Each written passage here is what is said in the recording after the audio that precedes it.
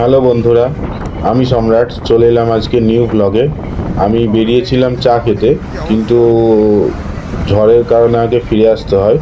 এত জোরে ঝড় আসে যে আমি আর ভাবলাম আর যেয়ে লাভ নেই, বাড়িতে গিয়ে চা বানিয়ে খাবো।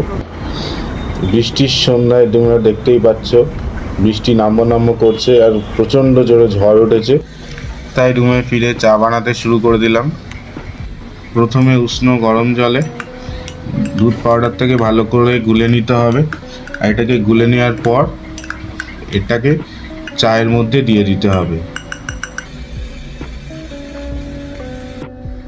এরপর আদা ভালো করে ছিঁচে নিয়ে একটু এলাচ আর একটু দারচিনি ভালো করে মিশিয়ে চায়ের মধ্যে দিয়ে দিতে হবে।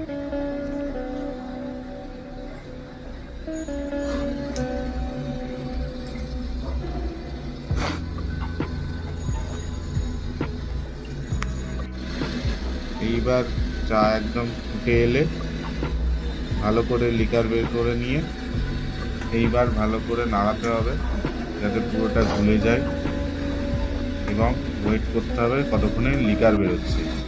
এবার চা পুরো ফুটে গেছে, ভালোভাবে তোমরা দেখতেই পাচ্ছ। এবার এটাকে ছেঁকে নিতে হবে।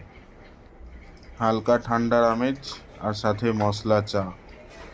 এইবার সন্ধ্যা পুরো জমে উঠেছে। এইবার দেখো চা পুরো রেডি, তোমরা দেখতেই পাচ্ছ। ভিডিও যদি ভালো লেগে থাকে তাহলে অবশ্যই কমেন্ট করো, আর না ভালো লাগলেও তাও কমেন্ট করো, তবেই আমি জানতে পারবো যে আমার ভিডিও ভালো হচ্ছে আর কোন কোন জায়গায় ইমপ্রুভমেন্ট দরকার।